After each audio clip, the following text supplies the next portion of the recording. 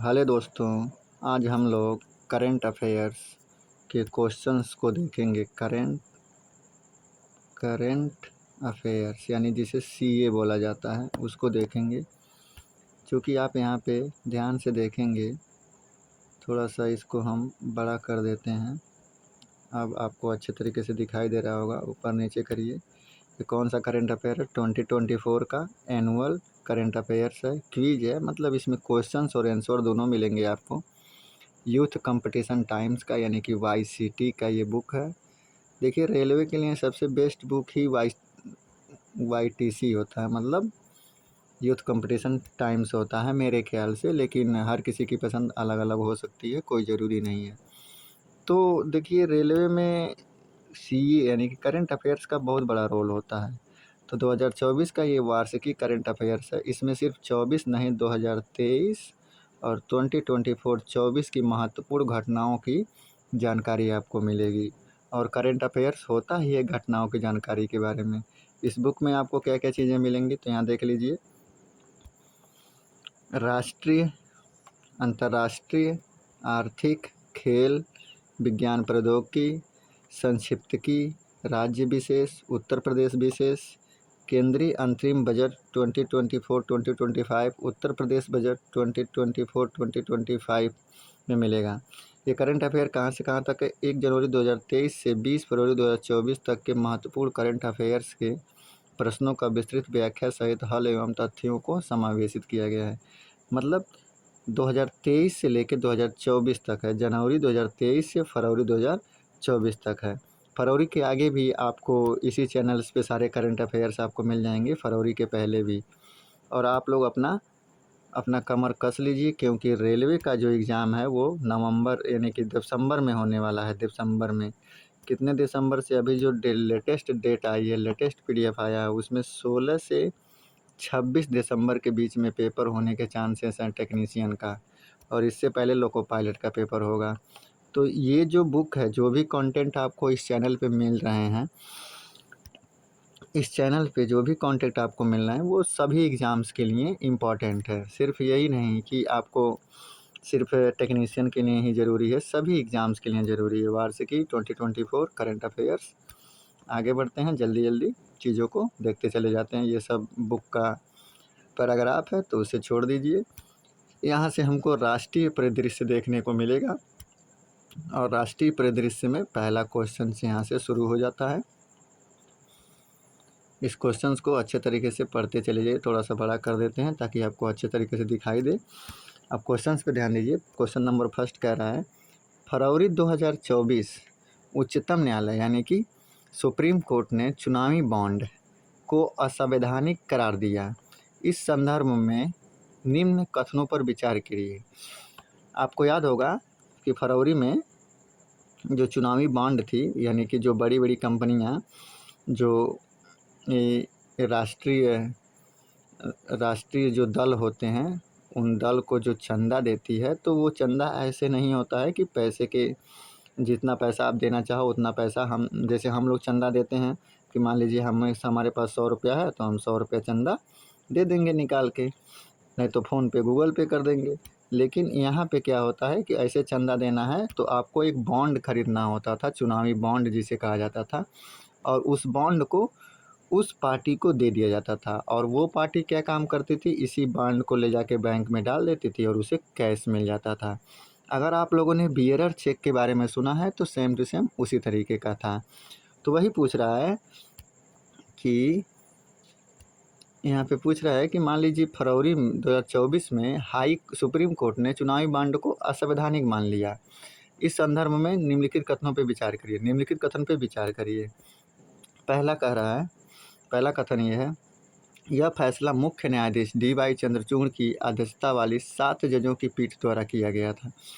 दूसरा कह रहा है कि पीठ ने कहा कि चुनावी बॉन्ड योजना संविधान के अनुच्छेद 19(1)(अ) के तहत प्रदत्त मतदाताओं के सूचना के अधिकार का उल्लंघन करती है।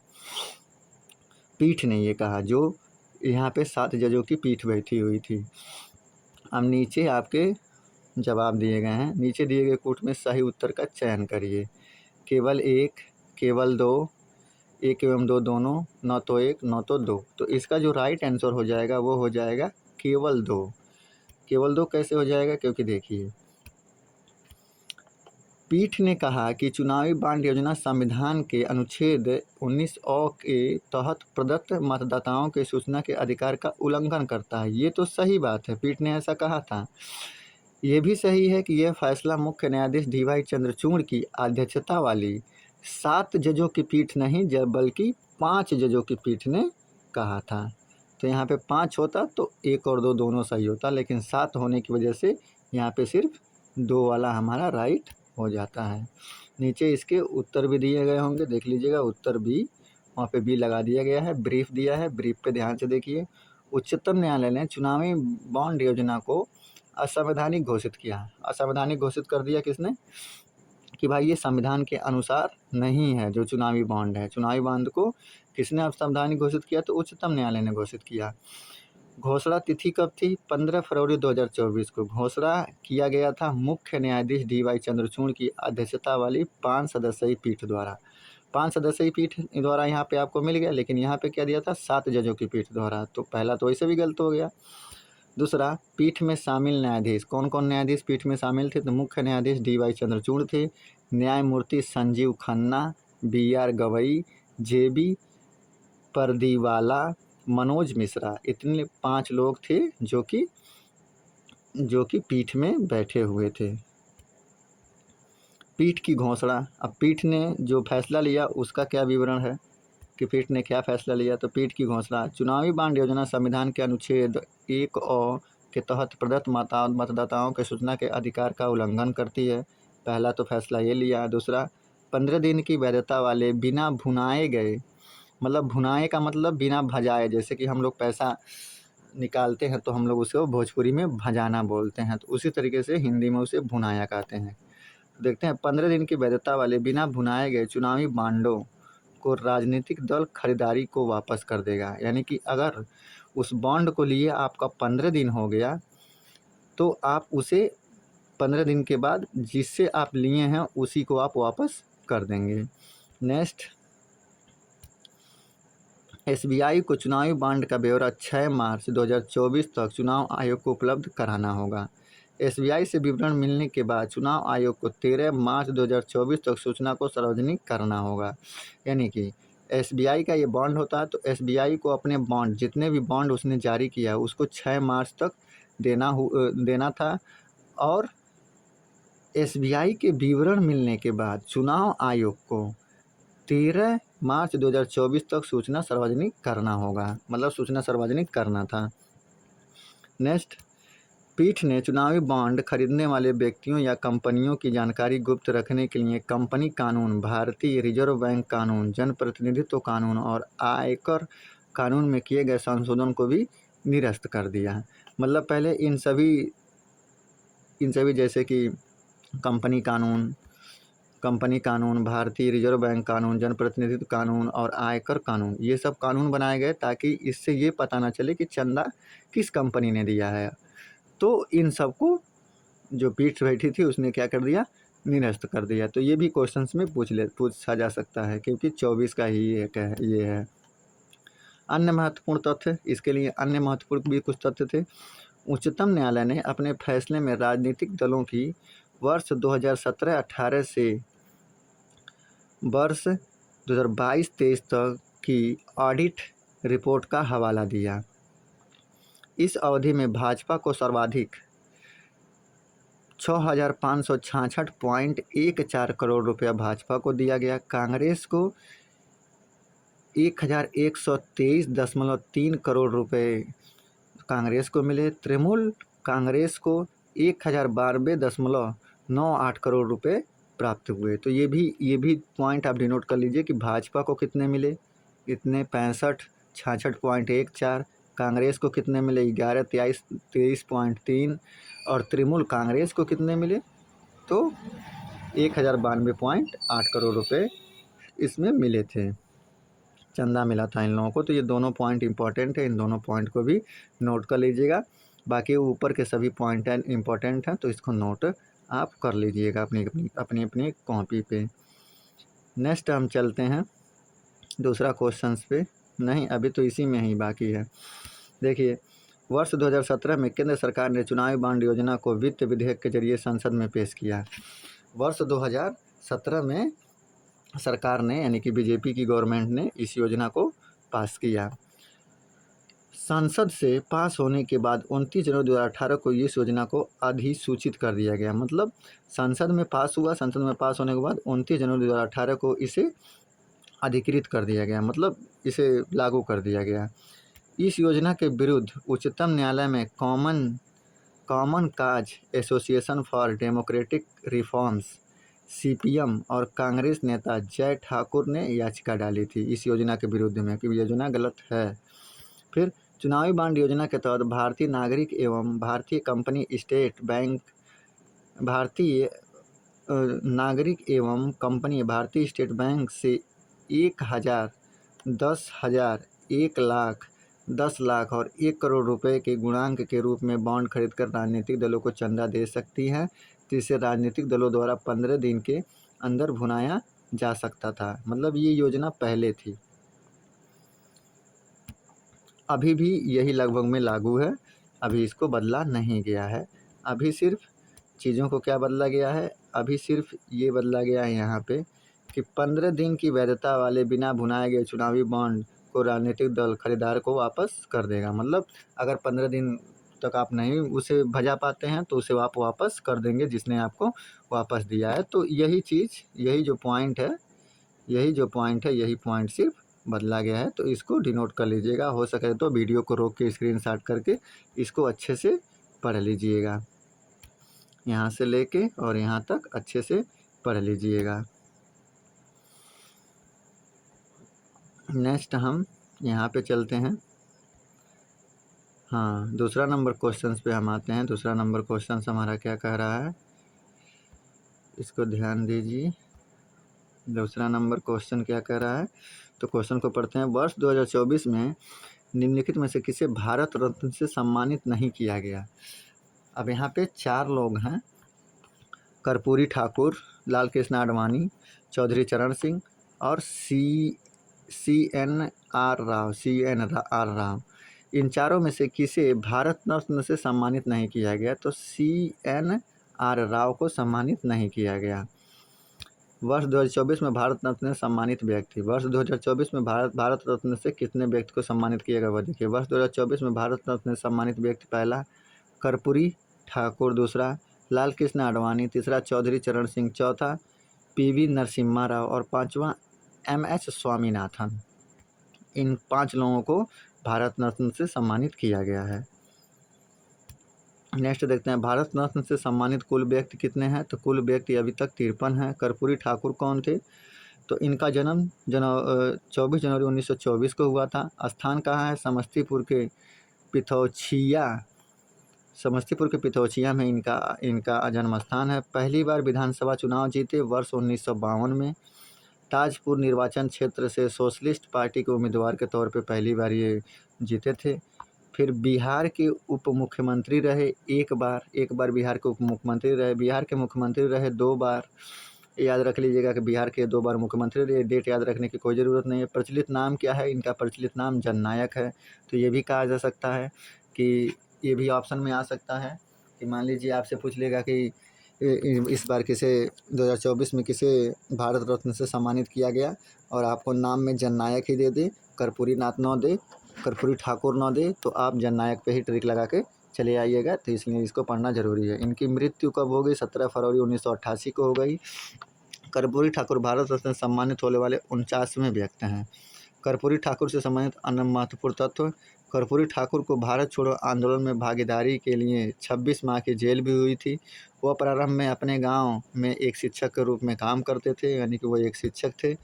आगे देखते हैं, उन्होंने सोशलिस्ट पार्टी का प्रतिनिधित्व किया था। बिहार के पहले गैर कांग्रेसी मुख्यमंत्री बनने से पहले कर्पूरी ठाकुर ने राज्य के शिक्षा मंत्री के रूप में कार्य किया था। शिक्षा मंत्री के रूप में वह मैट्रिक में अंग्रेजी को अनिवार्य विषय से हटा दिया। वह राज्य के मुख्यमंत्री बने तो शराब पर पूर्णतः प्रतिबंध लगा दिया। मुख्यमंत्री के रूप में वह बिहार में सरकारी नौकरियों में पिछड़े वर्गों के लिए 26% आरक्षण की शुरुआत की। 5 एकड़ से कम जोत पर मालगुजारी खत्म कर दी। जिन खेतों से किसानों को कोई मुनाफा नहीं होता था, उन खेतों पर मालगुजारी खत्म कर दी। कर्पूरी ठाकुर ने उर्दू को राज्य की दूसरी राजकीय भाषा का दर्जा देने का काम किया। यानी कि बिहार का भी दूसरी राज्य भाषा कौन सी है, तो दूसरी राज्य भाषा उर्दू है। और याद रखिएगा, उत्तर प्रदेश का भी दूसरी राज्य भाषा कौन सी है, तो उत्तर प्रदेश का भी उर्दू ही है। नेक्स्ट हम देखते हैं चौधरी चरण सिंह। जन्म 23 दिसंबर 1902 को हापुड़ मेरठ में इनका जन्म हुआ। मृत्यु 29 मई 1987 को। संबंधित पार्टी इनकी कौन सी थी, किस पार्टी से संबंधित थे, तो जनता पार्टी से संबंधित। प्रधानमंत्री रहे वर्ष 1979 से 1980 के बीच में। उत्तर प्रदेश के मुख्यमंत्री रहे 1967 से 1968 के बीच में। नहीं, जस्ट मिनट, थोड़ा कुछ गलत पढ़ लिए हम।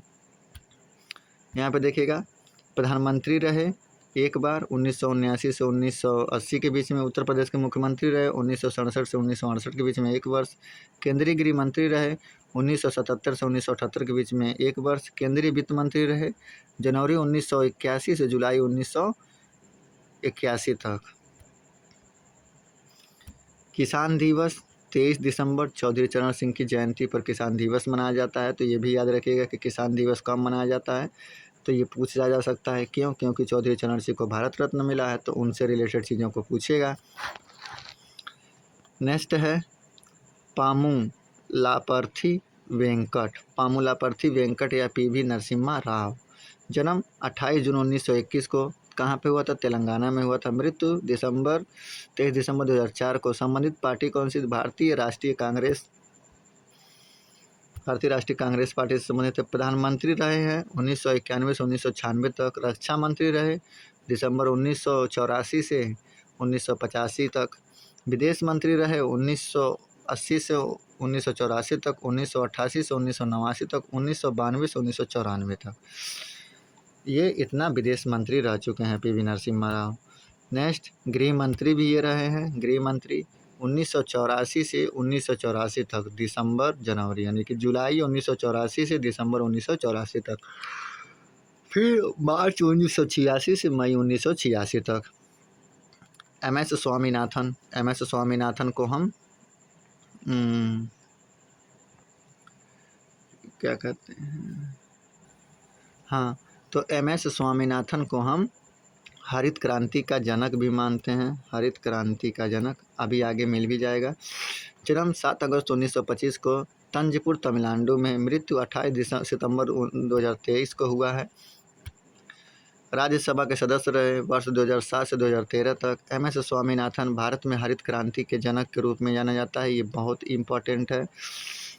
प्रदत्त पुरस्कार शांति स्वरूप भटनागर पुरस्कार 1921 में मिला। रमन मैग्सेसे पुरस्कार 1971 में मिला। अल्बर्ट आइंस्टाइन विश्व विज्ञान पुरस्कार 1986 में मिला। पद्मश्री 1967 में। पद्म विभूषण 1972 में। पद्म भूषण 1972 में। पद्म विभूषण 1986 में। आगे भी इनके बारे में कुछ दिया है? नहीं, आगे इनके बारे में कुछ नहीं दिया है, तो उतने चीज़ों को नोट कर लीजिएगा। वीडियो रोक के ज़रूर पढ़ लीजिएगा एक बार। लाल कृष्ण आडवाणी। जन्म 8 नवंबर 1927 को। कहाँ पे? कराची, पाकिस्तान में। RSS से जुड़े 1942 में स्वयं सेवक के रूप में। विभाजन के दौरान भारत आए 12 सितंबर 1947 से लाल कृष्ण आडवाणी।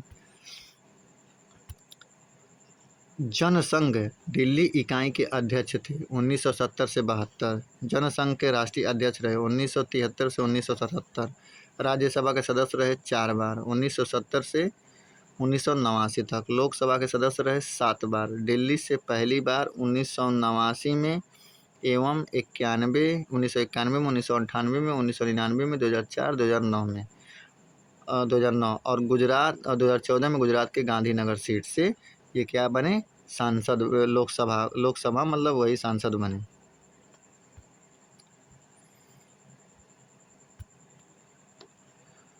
उप प्रधानमंत्री रहे 2002 से 2004 तक अटल बिहारी वाजपेयी की सरकार में। गृह मंत्री रहे वर्ष 1999 से 2004 तक, यहाँ वर्ष लिखा है, वर्ष 1999 से 2004 तक। सूचना प्रसार मंत्री भी रह चुके हैं ये 1977 से 1979 तक। मोरारजी देसाई की सरकार में ये सूचना मंत्री भी रह चुके हैं लाल कृष्ण आडवाणी जी। नेक्स्ट, भारत के राष्ट्रीय अध्यक्ष रहे 1986 से 90, 1993 से 98, 2004 से 5 तक। पद्म विभूषण से सम्मानित किया गया 2015 में। रथ यात्रा निकली 25 सितंबर 1990 को गुजरात के सोमनाथ से अयोध्या तक। बिहार के समस्तीपुर में 26 अक्टूबर 1990 को आडवाणी को गिरफ्तार कर लिया गया था यात्रा के लिए। भारत रत्न स्थापना जनवरी 1964 को। तो ये याद रखिएगा, भारत रत्न की स्थापना कब की गई है, तो 1954 को इसकी स्थापना की गई है, 2 जनवरी 1954 को। नेक्स्ट, इसमें कुछ ब्रीफ है, उसको ध्यान से देखिए। भारत रत्न से सम्मानित व्यक्ति, भारत रत्न से कितने व्यक्तियों को सम्मानित किया गया, यहाँ वर्ष यहाँ प्राप्त करता है। 1954 में सर्वपल्ली राधाकृष्णन, सीवी रमन, चक्रवर्ती राजगोपालाचारी, इन 3 लोगों को मिला। 1955 में डॉक्टर भगवान दास, जवाहरलाल नेहरू, डॉक्टर मोक्षगुणम विश्वेश्वरैया। 1957 में गोविंद वल्लभ पंत, 1958 में धोदो केशव कर्वे, 1961 में पुरुषोत्तम दास टंडन, विधान चंद्र राय, 1962 में डॉक्टर राजेंद्र प्रसाद, 1963 में डॉक्टर जाकिर हुसैन, डॉक्टर पारूरंग वामन काणे, 1966 में लाल बहादुर शास्त्री प्रथम मरणोपरांत पुरस्कार से सम्मानित हुए लाल बहादुर शास्त्री जी 1966 में। 1971 में इंदिरा गांधी, 1975 में बीवी गिरी, 1976 में के कामराज मरणोपरांत, 1980 में मदर टेरेसा, 1983 में आचार्य विनोबा भावे मरणोपरांत, 1987 में खान अब्दुल गफ्फार खां, 1988 में एम जी रामचंद्रन मरणोपरांत, 1990 में डॉक्टर भीमराव अम्बेडकर मरणोपरांत नेशनल मंडेला को भी मिला था।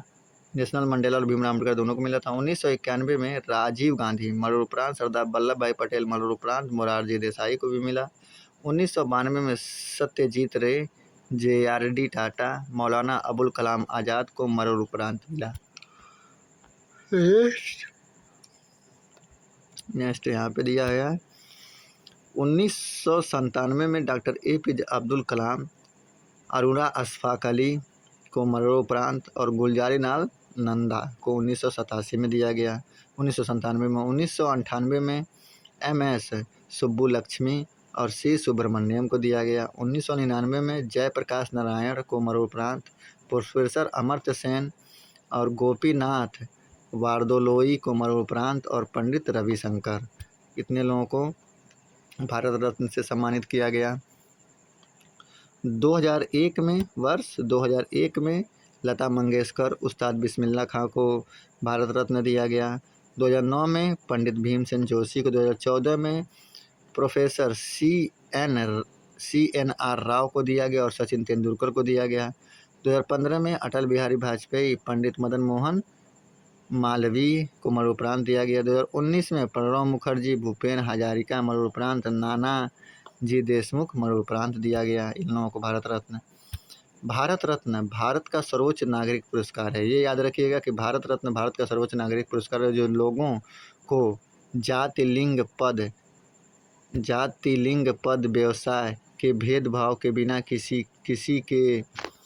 भी क्षेत्र में उनके असाधारण योगदान के लिए दिया जाता है। इसके लिए भारत के प्रधानमंत्री द्वारा राष्ट्रपति को सिफारिश की जाती है तथा यह पुरस्कार राष्ट्रपति द्वारा प्रदान किया जाता है। तो भारत का सर्वोच्च पुरस्कार भारत रत्न होता है। किसके द्वारा दिया जाता है, तो यह राष्ट्रपति के द्वारा दिया जाता है, लेकिन सिफारिश कौन करता है, तो प्रधानमंत्री करता है। बस इतना ही याद रखिए, बाकी कुछ भी याद रखने की कोई ज़रूरत नहीं है। नेक्स्ट क्वेश्चन पे हम आगे बढ़ते हैं। नेक्स्ट क्वेश्चन पे तीसरा नंबर, फरवरी 2024 में समान नागरिक संहिता विधेयक UCC पास करने वाला पहला राज्य कौन सा बना? असम, नागालैंड, मणिपुर, उत्तराखंड। तो UCC पास करने वाला पहला राज्य कौन सा बना? तो ये पहला राज्य उत्तराखंड बना। समान नागरिक संहिता विधेयक पास करने वाला पहला राज्य कौन सा है? उत्तराखंड है। अब यहाँ देखिए, संबंधित राज्य कौन सा है? उत्तराखंड है। विधेयक का नाम क्या है? समान नागरिक संहिता उत्तराखंड 2024 विधेयक। विधानसभा के पटल पर विधेयक रखा गया 6 फरवरी 2024 को। प्रावधान उत्तराखंड के निवासियों पर लागू होगा, चाहे उसका जाति या धर्म कोई भी हो। विवाह के लिए पुरुष की आयु 21 वर्ष एवं स्त्री की आयु 18 वर्ष होनी चाहिए। धार्मिक विधि से विवाह के बावजूद विवाह का पंजीकरण कराना अनिवार्य है। लिव इन रिलेशनशिप में रह रहे लोगों का घोषणा करना आवश्यक है कि आप लिव इन रिलेशनशिप में रह रहे हैं। लिव इन रिलेशनशिप में पैदा हुए बच्चे को वैध बच्चा घोषित माना जाएगा। अनुसूचित जनजाति के लोगों पर लागू नहीं होता है। ये योजना अनुसूचित जनजाति के लोगों पर लागू नहीं होता है। नेक्स्ट, संबंधित अनुच्छेद नीति निर्देशक तत्व के अंतर्गत अनुच्छेद 44 में यूसीसी का जिक्र है। उद्देश्य ऐसा कानून बनाना जो शादी, तलाक, भूमि, संपत्ति, विरासत और गोद लेने से जुड़े विषयों एवं सभी धर्मों पर लागू हो। अन्य महत्वपूर्ण तथ्य, गोवा समान नागरिक संहिता द्वारा शासित है, परंतु गोवा विधानसभा ने कोई कानून पारित नहीं किया।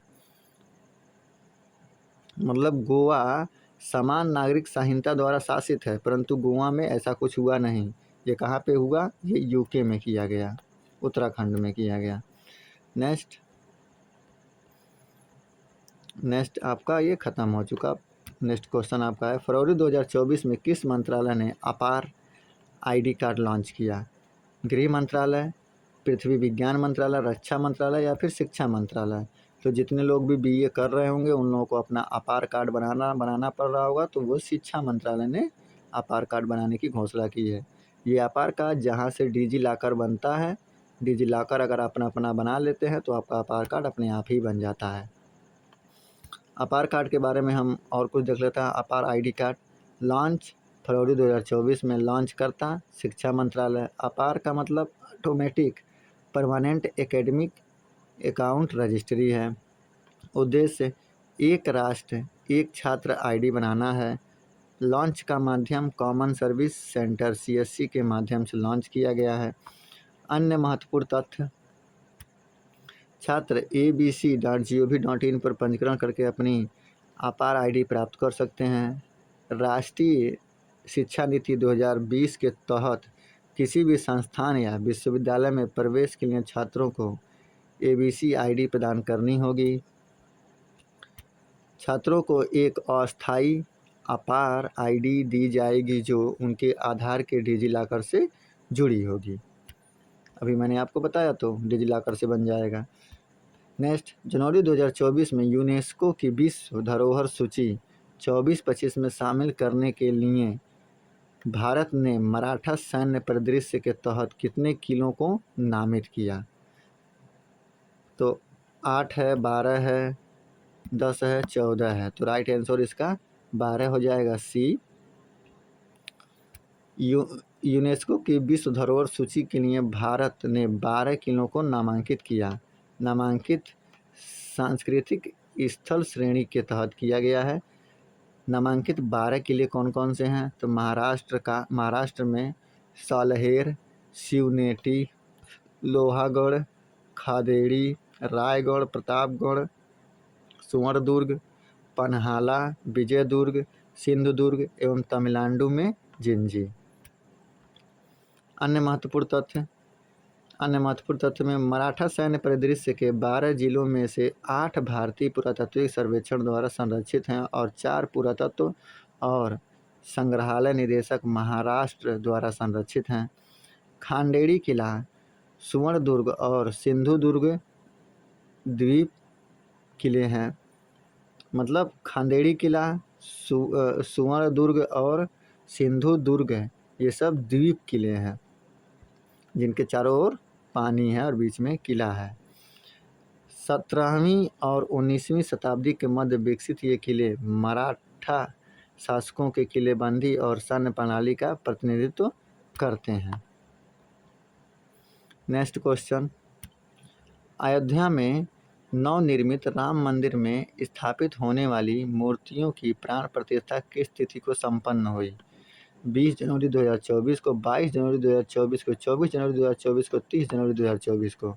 तो ये तो सभी को पता होगा, 22 जनवरी 2024 को राम मंदिर में प्राण प्रतिष्ठा की गई। राम मंदिर में प्राण प्रतिष्ठा कब की गई? तो 22 जनवरी 2024 को की गई। इसको रट लीजिएगा, ये आ भी सकता है।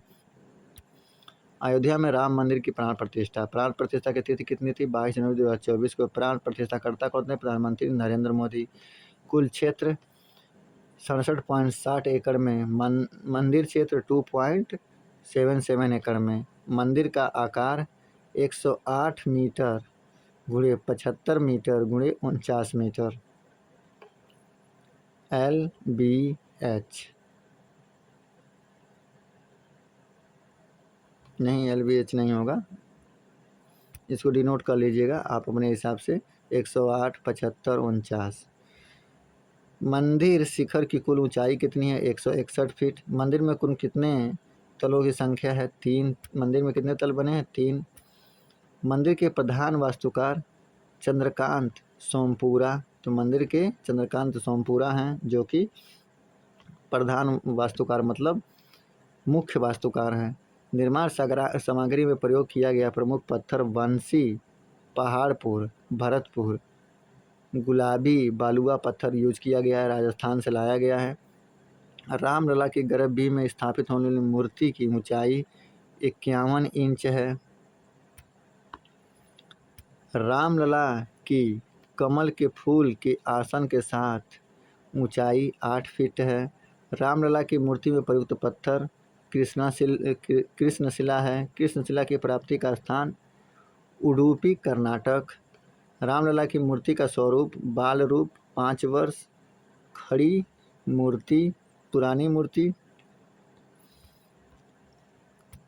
इसको देश भर में सिद्ध मंदिरों में ले जाया जाएगा, फिर इसकी नई मूर्ति के साथ प्राण प्रतिष्ठा की जाएगी। पुरानी मूर्ति को, नई मूर्ति का नाम अचल प्रस्तावित है अभी। पुरानी मूर्ति का नाम उस व मूर्ति प्रस्तावित है। ये रामलला की गर्भगृह में स्थापित होने वाली मूर्ति के मूर्तिकार अरुण योगीराज हैं। अन्य 2 रामलला की मूर्तियों के मूर्तिकार गणेश भट्ट बेंगलुरु से और सत्यनारायण पांडे राजस्थान से। अन्य 2 मूर्तियों की स्थापना मंदिर के अन्य हिस्सों में। मंदिर का निर्माण करने वाली कंपनी लार्सन एंड टर्बो एलएनटी ने। मंदिर निर्माण की शैली नागर शैली है। राम मंदिर का निर्माण और प्रबंधन राम जन्मभूमि तीर्थ क्षेत्र द्वारा किया जा रहा है। अभिषेक समारोह का संचालन वाराणसी के पुजारी लक्ष्मीकांत दीक्षित के नेतृत्व में।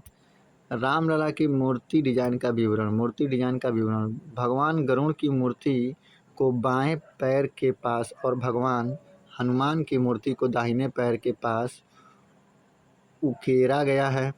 मूर्ति के ऊपरी भाग में धार्मिक प्रतीक स्वास्तिक, ओम, चक्र, गदा और सूर्य भगवान को उत्कीर्ण किया गया है। अच्छे से इसको एक एक शब्द को अच्छे से पढ़ लीजिएगा। मूर्ति भगवान विष्णु के सभी 10 अवतार, मत्स्य मछली, कूर्म कछुआ, वराह सुअर, नरसिम्हा मानव शेर, वामन बौना, परशुराम योद्धा, राम राजकुमार, 8 कृष्ण चरवाहा, बुद्ध प्रबुद्ध, कल्कि भविष्य का अवतार को प्रदर्शित करती है। अन्य महत्वपूर्ण तथ्य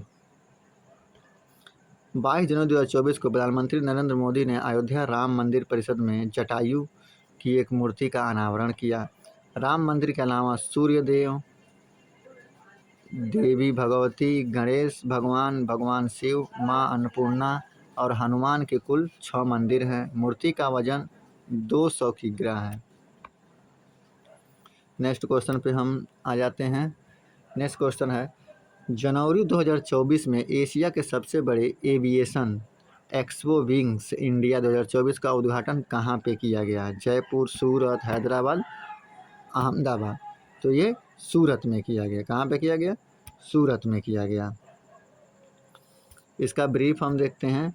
एशिया के सबसे बड़े एविएशन एक्सपो विंग्स इंडिया 2024 का उद्घाटन तिथि 8 जनवरी 2024। उद्घाटनकर्ता केंद्रीय नागर विमान मंत्री ज्योतिरादित्य एम सिंधिया। उद्घाटना स्थल बेगमपेट हवाई अड्डा हैदराबाद। विषय थीम क्या थी? अमृतकाल में भारत को विश्व से जोड़ना। भारत नागर विमान @ 2027 के लिए मंच तैयार करना। अन्य महत्वपूर्ण बिंदु पे ध्यान दीजिए। तो इस अवसर पर उड़ान 5.3 का शुभारंभ एवं GMR स्कूल ऑफ एविएशन का उद्घाटन किया गया। आने वाले वर्षों में 10,000 पायलटों को प्रशिक्षित करने के लिए गुरुग्राम में एक उड़ान प्रशिक्षण केंद्र की स्थापना की जाएगी। नेक्स्ट क्वेश्चन, जनवरी 2024 में किसने शिलांग के लैटकोर स्थित असम राइफल्स मुख्यालय में साइबर सिक्योरिटी ऑपरेशन सेंटर का उद्घाटन किया? किसने शिलांग में असम राइफल मुख्यालय में साइबर सिक्योरिटी ऑपरेशन का उद्घाटन किसने किया? शिलांग में असम राइफल्स के मुख्यालय में। नरेंद्र मोदी ने, अमित शाह ने, द्रौपदी मुर्मू ने, राजनाथ सिंह ने। तो सिक्योरिटी ऑपरेशन का उद्घाटन अमित शाह ने किया। राइट आंसर बी हो जाएगा। असम राइफल्स मुख्यालय में साइबर सिक्योरिटी ऑपरेशन सेंटर का उद्घाटन तिथि 18 जनवरी 2024। उद्घाटन स्थल शिलांग मेघालय के लैटकोर स्थित असम राइफल्स के मुख्यालय में